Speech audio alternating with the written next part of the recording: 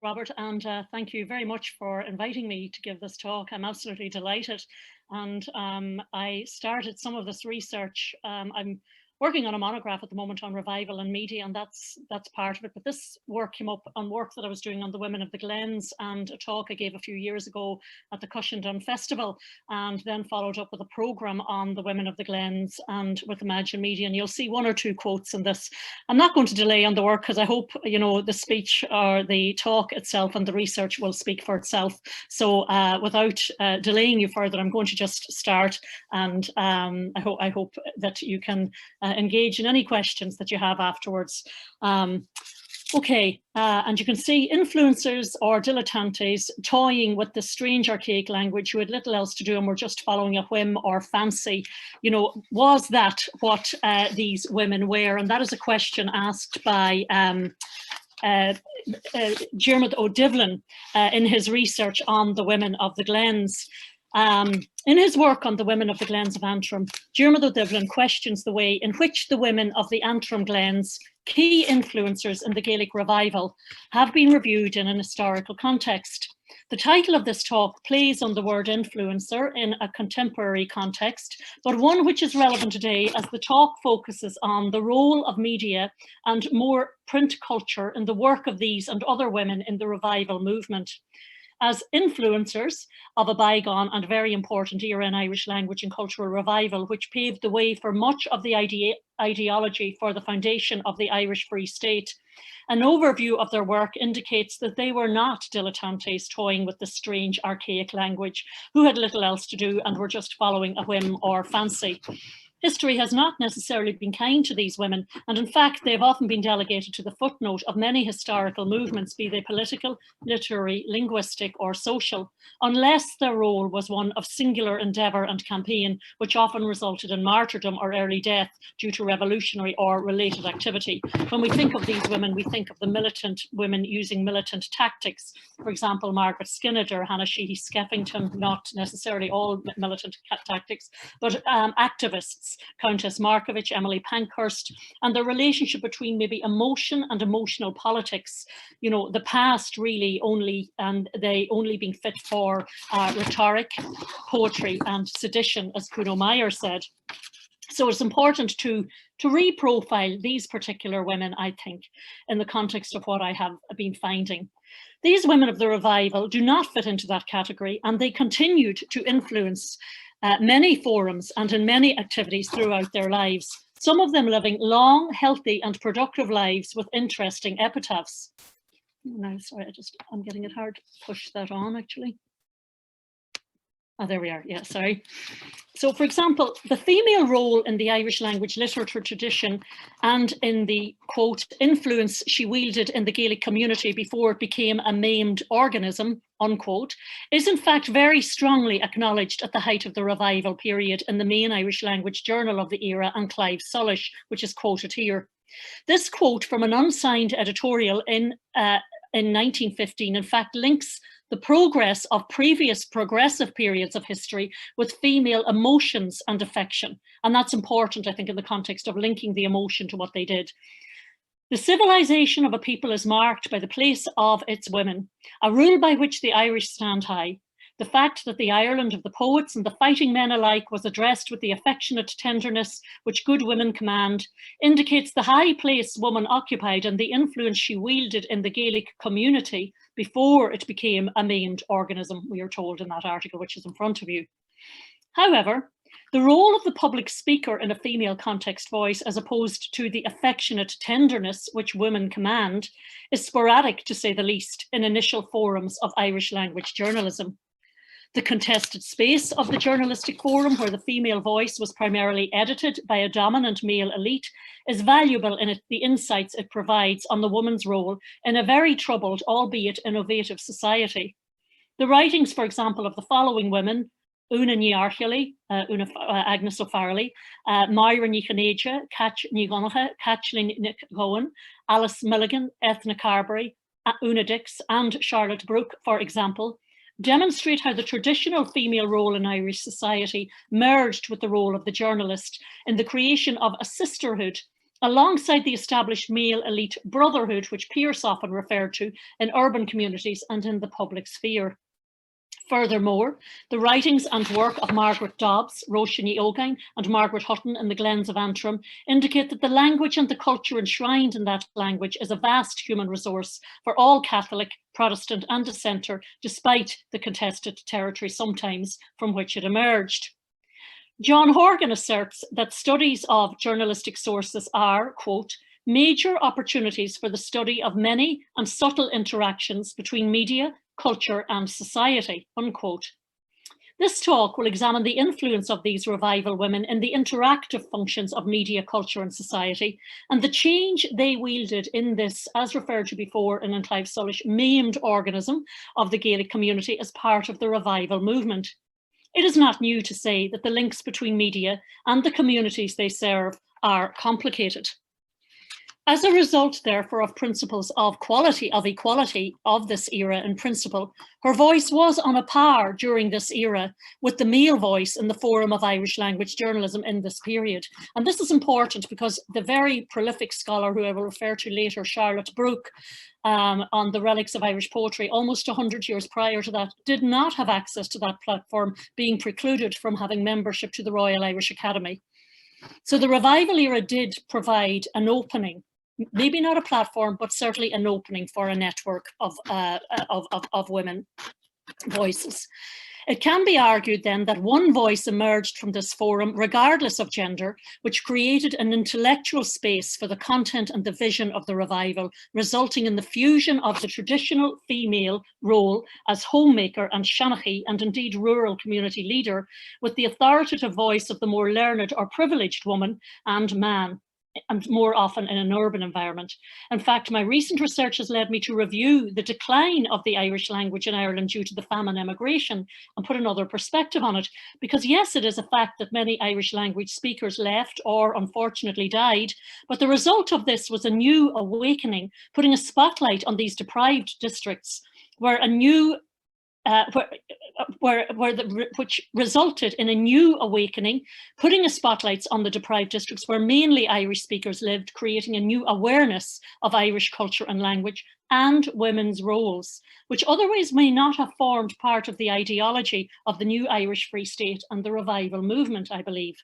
And spotlight is exactly the term, as many periodicals of the era used the symbol of light in their titles. Now, this is important because it belonged to the revival era titles, and that's the link between the forums that these people used to proclaim their message and to use their voice. A lot of the periodicals of the era used the symbol of light in their titles to leave behind the darkness and desolation of the long 19th century.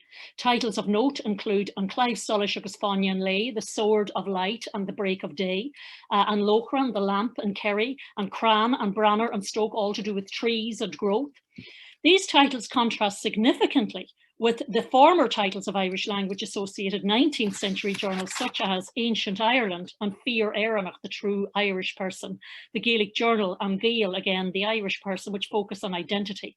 It is noteworthy, however, that the first Irish language paper edited and founded by two women, namely Alice Milligan and Ethna Carberry, was titled The Shan Van Vocht, the Poor Old Woman, in 1896 to 1899, which was bang in the middle of the revival. Was this a reflection of how they viewed the maimed organism at the end of the 19th century, which is in complete contrast to the aforementioned quote in 1915? The lethargy with which the title is associated reflects the newspaper content focusing mainly on the political context and quite probably revising the ashling or dream concept of the beautiful woman Ireland, who is quite simply past her prime as the Shan Van and possibly dying due to the impoverished Vocht or poor environment in which she has now found herself. Renewal and revival were imminent, and the new generation of female writers, thinkers, intellectuals, and activists would neither be impoverished nor aging. And if they were aging in a very intellectual, progressive way, which contributed majorly to restructure this image in society. These women of the revival represented a vibrant female community of intellectual women who had access to third level education, 1878, being the first graduates of the Royal University, and the public sphere, which allowed them a forum for discussion on a par with their male counterparts for the main part. This was very important because this is what the likes of Charlotte Brooke did not have. The revivalist ideology and the use of the media to promote this enhanced their presence, be it in the context of the archaic language or the various roles in which women were beginning to form a presence in Ireland, roles of intellectual writing, education, politics, for example, which were beginning to emerge as a result of new educational pathways and access to various societal structures and intellectual societies. The following profiles and journalistic content sets the background for a study of this kind, where the role of the women in the revival is neither maimed, as in the implied Solish article 1915 maimed organism, nor the action of a group of women, in Diarmuid O'Divlin's, which he refutes, that they were following a whim or fancy, and I fully agree with him. So I'll firstly discuss the journalistic forum in the context of the community from which the Irish language community emerged as a maimed organism, and the interaction between media, culture and society. And then I will profile the women. I will look at the fusion of the traditional role of the woman in Irish society and the journalistic voice in the creation of a sisterhood and Mecca, resulting in the fusion of a diverse urban community in the public sphere of the media. And what I have hoped to present so far was just an overview of the rationale for this. In this way, it can be claimed that one voice emerged for the intellectual space and vision of the revival period, resulting in a generation or syndicate of a generation of writers and intellectuals who now have access to playing an active role in the creation of a new community and a new state. So the background on the media. You have in front of you Bolg an tSolair. In August 1795, the publication of Bolg an tSolair, and I hope I'm talking to an audience who would probably be well familiar with this publication. It was published in the Northern Star, founded by William Neilson in Belfast in 1792, but the Bolg an tSolair was published with this in 1795. Newspaper indices seem to indicate that this was the first Irish language periodical. Patrick Lynch was the editor, but the main content was Charlotte Brooke's translations of the Relic of Irish Poetry, which was published in 1789. In the context of this being the first Irish language periodical with Irish language content, not all was bilingual, of significance, and this content being from a female scholar of Irish language and repute, it is clear that the woman's voice would be linked from the outset to the development of a journalistic forum in the Irish language. Not only the woman's voice, however, but the learned woman's voice, which would be instrumental in recognising and acknowledging the wealth of scholarship which was available regardless of gender. And this particular woman was very instrumental in seeking out original manuscript material, which had not been heretofore examined, which is important in the level of scholarship that was aspired to.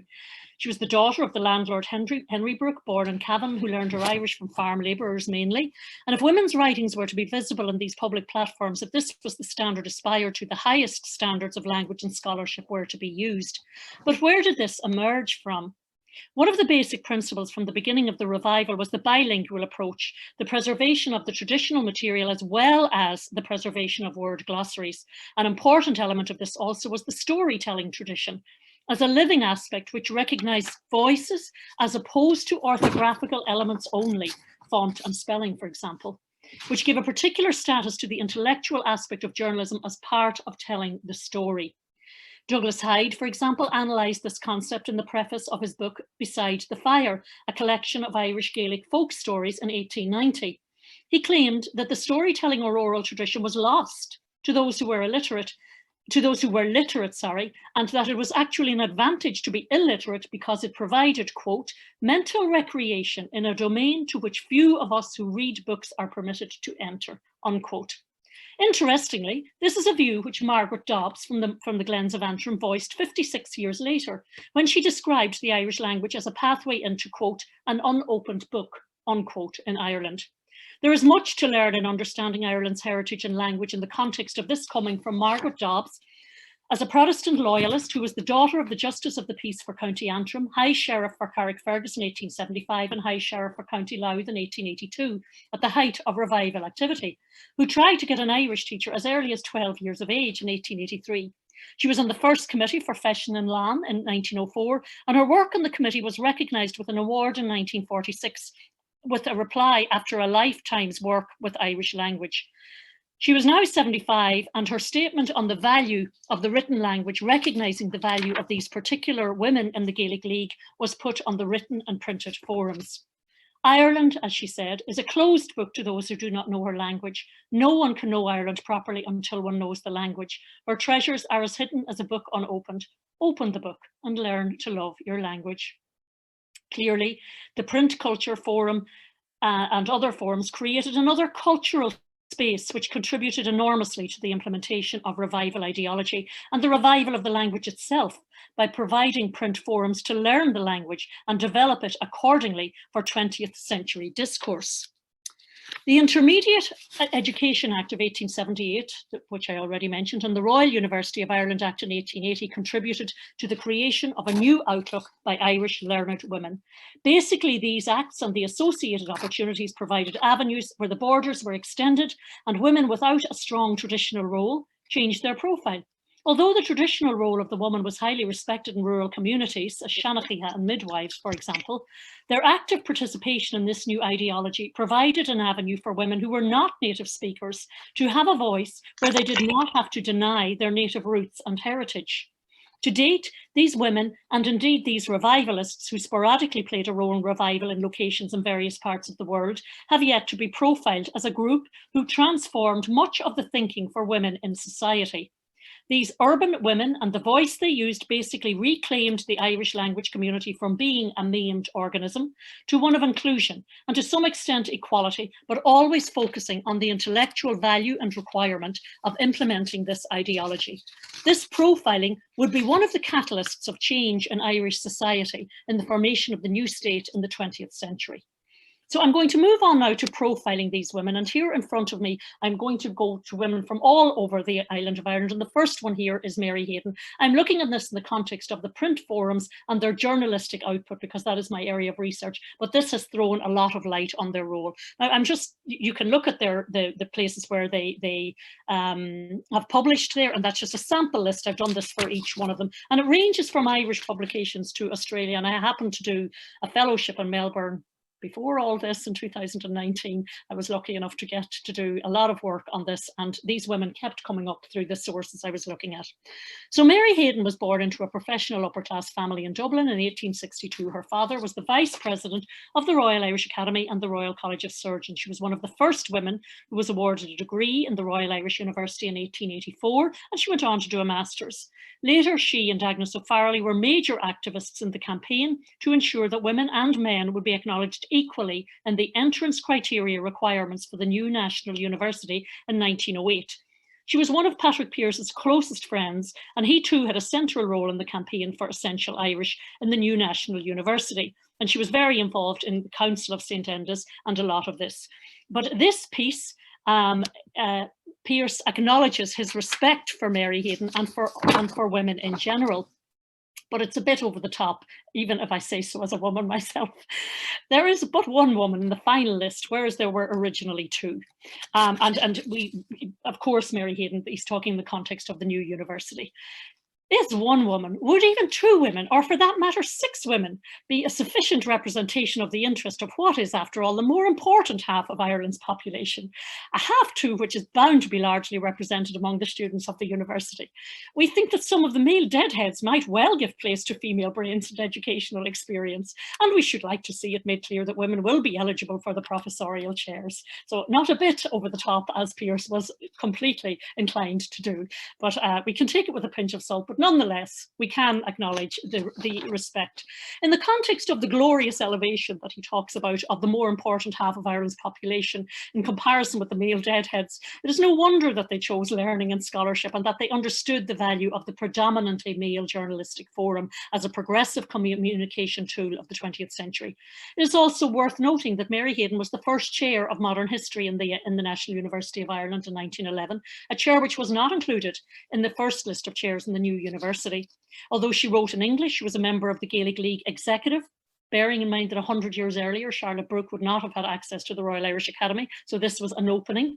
And she contributed many articles to many Irish language forums, and many, for example, on women's rights in the Irish Constitution, also in 1937 in the Cork Examiner. While I was looking also in the Advocate in Melbourne, I found this piece for Mary Hayden as well, and another few pieces. So the second profile is Agnes of Farley.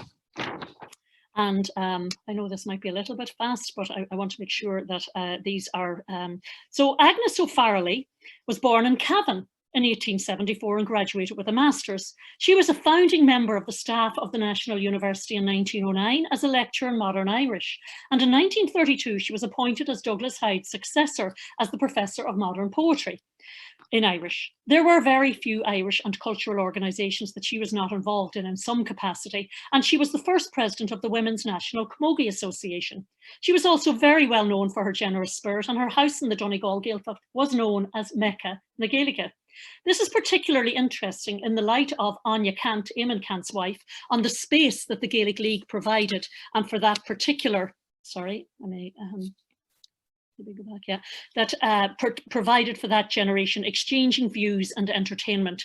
As Kant said, after the Parnell split, there was no interest taken in politics by the young folk. There were too many divisions. The Gaelic League, where there were no politics spoken, was a mecca for everyone. The people learned that they had a country with a language. They learned the music, the dancing, the games. They were encouraged to use Irish manufactured goods.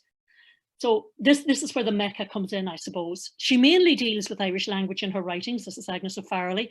And there are contradictory accounts about her political activities. And here we see her as she is, and just another list of her writings, just a sample list. She chaired the first meeting of Come the Man in Wynn's Hotel on the 5th of April 1914, but she was one of Hyde's main supporters when the question of the League's role in politics came up in the Dundalk Ardèche in 1915, which resulted in his resignation as president of the Gaelic League due to the direction that the League was taken in the context of politics and nationalism. In an article entitled Sinn Féin on the 5th of September in 1914, Agnes of Farley is accused in tSolair, the main Conradh na Gaeilge journal. She was accused of recruiting to the English army with Lord Ashburn, and the Keatings branch proposed a motion criticising her for using the platform of the Gaelic League to do this. It's not so much the content that is important here, because we focused for a long time on the content of this. What I am focusing on today is the fact that Agnes of Farley was not prepared to sit back and take this condemnation, and that she stood up for it and used the journalistic platform to do so. There is no doubt about her love of and commitment to the Irish language and culture and life from her community and public activities. However, in case there would be any cloud over her loyalty, a letter from her dated the 6th of September 1914 and published in tSolair on the 14th of September demonstrated her unquestionable loyalty. I haven't got time to read it, but maybe you can read it while I'm speaking. I'm conscious of time. Well, we're not too bad, actually. What sort of talk is this that I see in tSolair? It was in Irish, I've translated it, over the last few weeks. Or have you all taken leave of your senses? Do any of you really think that I would be in favour of putting the young people of this country into the English army? I am completely against it, and I spoke strongly against that at the meeting you refer to.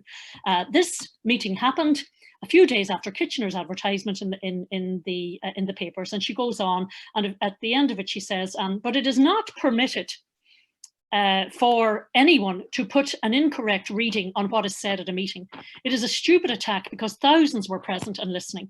It is as long as there are people in our midst who take pleasure from casting disrespect on their neighbours, we cannot expect God's blessing on our work. So she was actually, I mean, these were her, the Keatings branch were supposed to be her colleagues at the time, but she wasn't afraid to stand up and say, no, this is wrong, and this is wrongly interpreted.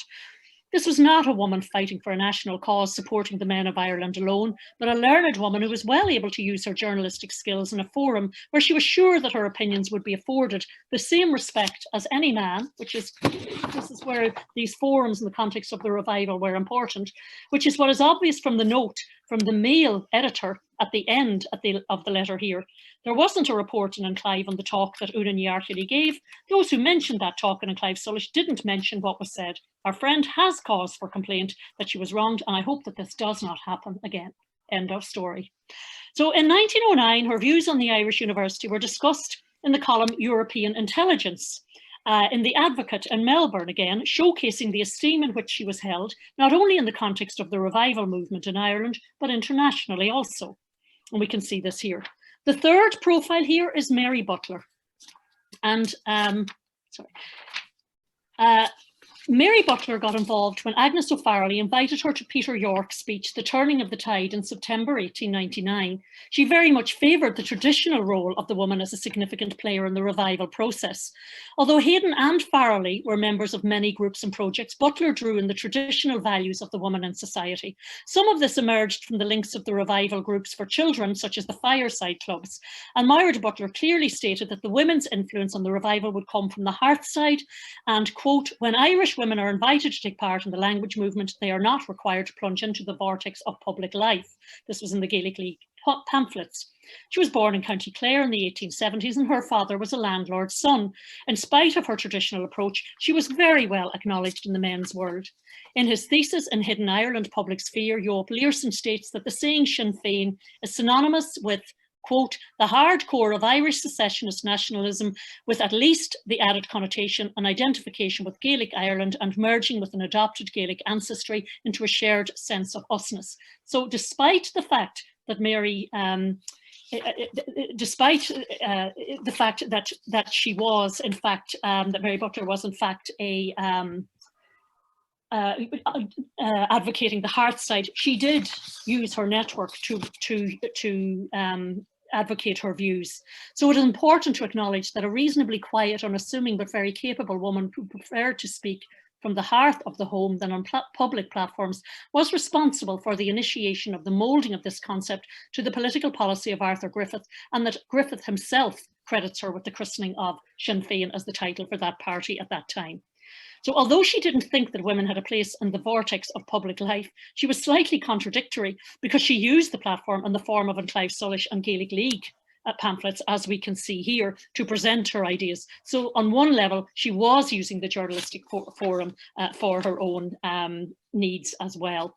She believed strongly that the traditional role of women had a significant value in the promotion and implementation of the ideals and aims of the revival movement, a role which could not be fulfilled as citizens alone. And we see it here with her, that she says, unless the movement is to degenerate into an academic one, it must be made an integral part of the home life of the country. So we see her own stamp being made on this at the time. It's worth noting that her views on Irish women and nationhood also reached international press forums and under the European intelligence column in Women and Nationhood in The Advocate in Melbourne. These women had a very specific role in the Gaelic League on equal status with the men of the movement, and the men's writings support this view, as evidenced in articles such as Owen MacNeill's from Antrim, Trígi Wor Drumsuin in Irish Lorna Gaelica, in January 1908, and Padraig McPeirse's in Folklore and the Zeitgeist in Clive Sullish in 1906. These women hailed from diverse backgrounds, from north and south, and especially now we will just take a quick look at the Glens of Antrim women, all of whom need to be acknowledged collectively in the profile of this aspect of the revival movement. And this is important because sometimes we just look at them sporadically. These were the women of the Glens, this was in Shan Van Vocht, this was Mary Butler, this was, so when we take them as a collective group, we see a lot more strength and we get a lot more insight into their stamp on the revival. Two Ulster Leaguers, Alice Milligan and Anna Johnson, ethnic Carbery, were all among the most progressive pioneers in this area with their journal Shan Van Vocht, which was in print between 1896 and 99, which I mentioned. They used the political approach more than the others mentioned to date, and they focused on the revival ideology. They were both very active in the Gaelic League, and they used certain articles to highlight the value of the language as opposed to language usage alone. Both of these are closest to the concept of the journalist, as Osborne Bergen has coined it, a political essayist, when examining links between the similarities of the function of the ancient filla and the contemporary journalist. Due to the shared vision they put forward, the journalistic forum provided a platform for a wealthy Methodist from Tyrone and a nationalist from a lesser background in Ballymena, County Antrim of the time, to come together in a common shared space or a mecca of their own in what may have been a conflicted environment at times to discuss politics, culture, and language affairs. So these two had ties to the revival movement, and those in the Glens of Antrim and the women of the Glens who founded the Glen Feis also in 1904. It is important to notice the importance of the contested role of these women as leading intellectuals and activists in the revival in this context. They were to the fore in publications in the public sphere and academic platforms, but their mark on the maimed Gaelic community was particularly prevalent in their role in Feshin and Lan. Quote, "The Antrim Glens where they lived formed one of the last Irish-speaking areas of Ulster until the early 1900s. This was in the Irish Times in 2005. Irish was widely spoken there and on Rathlin Island until the opening of the Antrim Coast Road in the 1850s. It is not surprising, therefore, that this region would become a centre of cultural activity for Northern revivalists at the end of the 19th century. The Glens Feis was in many respects a quintessential revival initiative which brought ordinary people and big house figures, and that's important, together in common cause to celebrate and promote local culture in the broadest sense. Competitions were organised in music and so forth. The sheer number of people who were associated with the Feis is quite significant, some who rank among the most influential figures within Irish cultural nationalism of the period. Among those, Roger Casement, Ethna Carberry, Owen MacNeill, Alice Milligan, Bulmer Hobson, folklorist and benefactor Francis Joseph Bigger, George Shields, the Abbey playwright, and Joseph Campbell. Although these Glen women did not always use the public journalistic forum in the same way, some of them used the scholarly journals to promote the ideals and vision of the revival and to provide academic work for Irish scholars in that era to learn about Irish language heritage. This was a primary concept of the foundation of the pre-revival period to preserve the antiquaries of the Irish language. And here I'm just starting into Rose Young, Ada McNeill and Margaret Dobbs, and I leave you to read that yourself. This is basically the basis for the women of the Glens. So I want to mention the following women, especially Margaret Dobbs, who I referred to at the start of this talk about the Language Open Book, and who published in the Ulster Journal of Archaeology, the Louth Journal of Archaeology, Zeitschrift for Keltisch Philology, RU, Journal of the Royal Society of Antiquaries of Ireland, and Etude Celtique. And was also, of the same mind as Hyde. Roisin Uí Chollatáin, who was mainly influenced by Bishop William Reeves, who inspired her to visit the Bodleian Library in London. She attended Irish classes of the Gaelic League in London, who were taught by Edith Drury. She understood the importance of the written work and writing practices and processes, and she edited her own diaries to that purpose, which were published along with her edited edition of Duine Gaelica in 1921. Then Margaret Hutton, or Mary Ann Hutton as she was often known, published her translation of the Tyne, an Irish epic tale told in English verse in 1907, and it was highly praised in Clive Sullish, quote, "The gifted translator of the Tyne has the faculty possessed in an equal degree only by Dr. Kuno Meyer, among other living Celtic scholars, of awakening in her hearers and readers the same enthusiasm for the romance and spaciousness of medieval Irish, which she feels herself." So examining and profiling these women and their contemporaries, Ada McNeill, Catchni Chunacha, Myra Nichaneja, all of those who I mentioned earlier, Norma Borthwick and Charlotte Brooke preceded this. And new names like Lady Gilbert from Blackrock and the Dowager Countess of Dysart, it is clear that they created their own communication network, which would have implications for the implementation of the ideals of the revival. They created their own Mecca, but one which meant they were living between two worlds. This is a world which still echoes with the influences which are the result of dual meaning, dual language, and other diglossic elements of the revival. This research on the women of the revival, and more importantly, the profiling of the women scholars of Irish language literature, shows that they understood the diglossic situation they were in, as well as, if not better than, any other language activists from the start, as a result of the roles they had and they adopted in Irish society as part of the learned and ascendancy class, alongside their roles as housewives of the era. Sean McRaman describes this state as a concept in which they were living in two worlds when he writes about Roisin Uí Chollatáin in 1996. I'm just nearly there now. These are the last few sentiments and wrapping up. So as Sean McRaman tells us, apart from the account they give of what has been called the author's apprenticeship as a Gaelic scholar, they offer a fascinating picture of a life lived in two worlds. One of a prosperous family, socially on terms with the local gentry and welcome in many of the big houses of the country, but equally welcome in the cottages and glens of West Donegal. In her diaries, unionist meetings and UVF parades were share pages with Gaelic gatherings.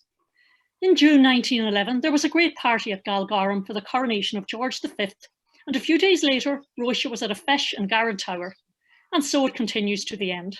In 1935, she records the Royal Jubilee celebrations with bonfires on the Antrim coast, and in 1938, the inauguration of her old friend Douglas Hyde as President of Ireland.